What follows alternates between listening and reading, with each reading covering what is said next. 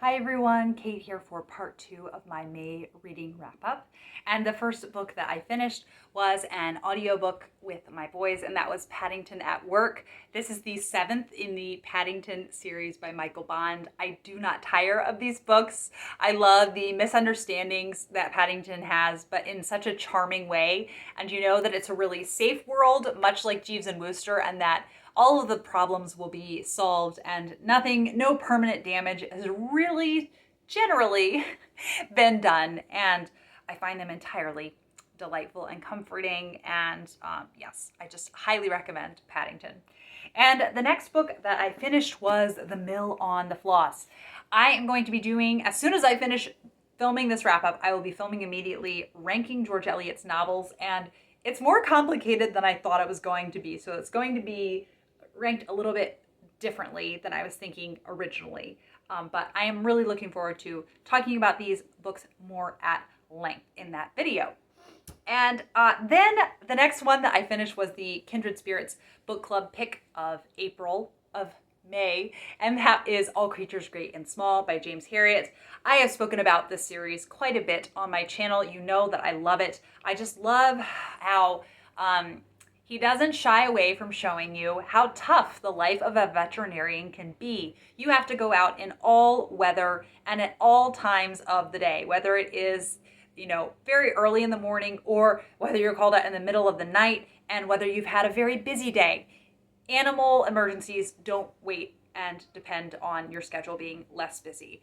And despite all that, you can see what a clear, deep, and devoted love he has for his job and for taking care of animals. He is so passionate about it, and I just find it so moving and to see someone making the world a better place where he is. And I just love all of the humor in it. The situations that he has put in, there are just countless, endless anecdotes in these books. So I'm really hoping in the month of June to read All Things Bright and Beautiful. I don't know if it will happen, but I would really love it if it could. And then I read another in the Commissario Brunetti series, and it was A Noble Radiance.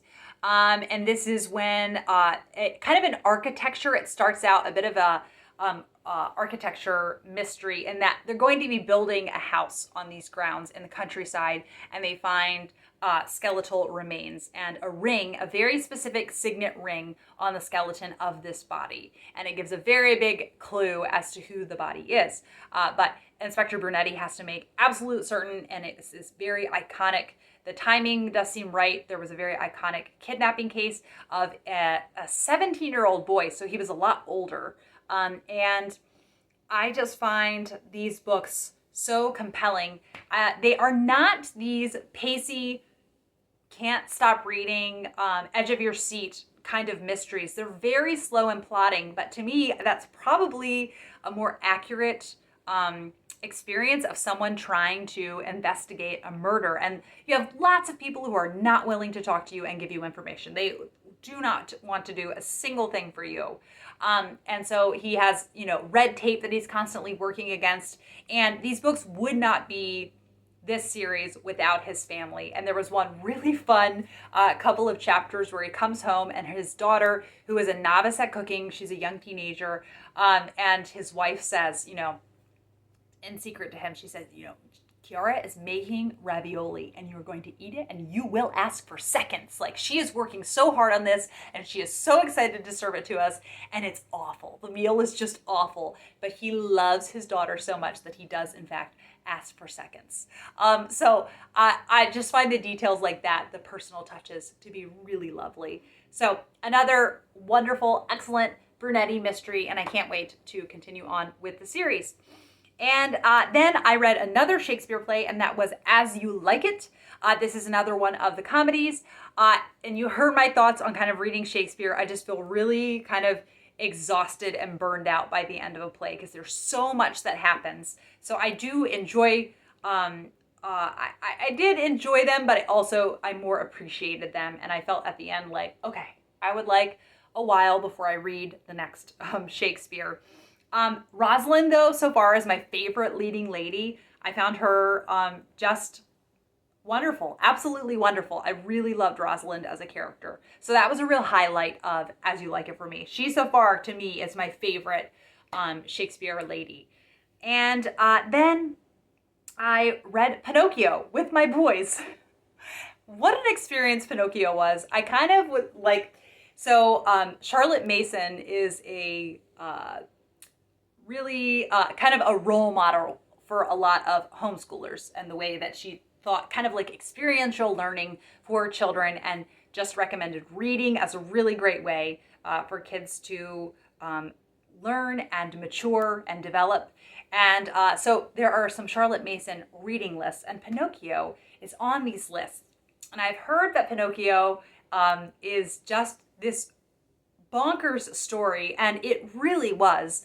And we all enjoyed it. This is the book that we have listened to on audio that I have seen Arthur the most tuned into. He was astonished at how crazy this book was. And let me tell you, Pinocchio, not a nice guy. He is a little brat, and you have to be ready for that. But he comes into the world new. You know, Geppetto, he's not called Geppetto in the book, but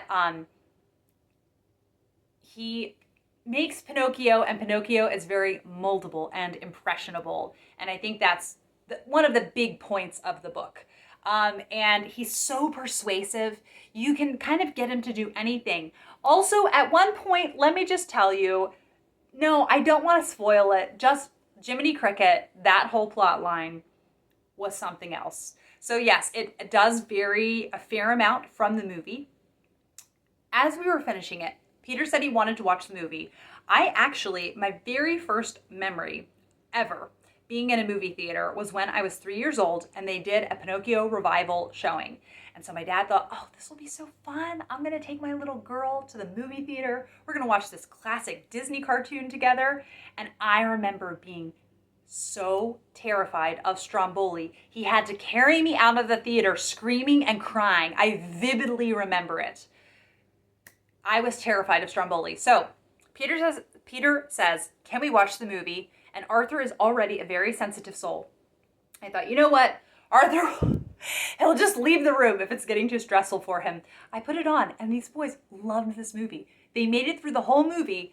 Arthur got slightly scared during the cat and fox sequence, but other than that, I could not believe it. They loved the movie, and I thought, this is the same child, Arthur, who I put on the Beatrix Potter cartoons, and he was terrified of Mr. McGregor, but yet he was able to make it just fine through Pinocchio. I do not understand kind of what qualifies as truly scary to him, but I really enjoyed this book. It was, now I say really enjoyed, there was nothing about the kind of, the characters are very one-dimensional, but it was just a really amusing, fast-moving plot. It never felt stagnant, and that's what I enjoyed about it. I think if it did drag, I would have started to be like, I don't know. But since it just kept moving and it felt very dynamic, that I really enjoyed it. So I can say now that I have read Pinocchio. Now, a book that I'm very disappointed that I was disappointed by, and that is Heir to Sevenwaters. This is the first in the Sevenwaters series by Juliet Marillier that I did not love. Basically, I got 100 pages into this. First of all, I was immediately hooked. So I was like, oh wow, this is going to be an easy one to get into, because Daughter of the Forest by Juliet Marillier took me about 200 pages to even feel like I was remotely interested. This one, I was interested immediately, but around 100 pages in, I realized kind of what the main plot point was going to be, and immediately I knew I was not going to love this book. And it was a plot point that it might be a trope in fantasy. I've never read this kind of plot element, but I was so bored, and I was not invested at all when I realized what was going to happen. And also the romance, I just wasn't that moved by. So this was a big miss for me, and I'm really sad about that, but also not that sad because I have just loved the first three so much. The first two especially, I think the first two are tied for me.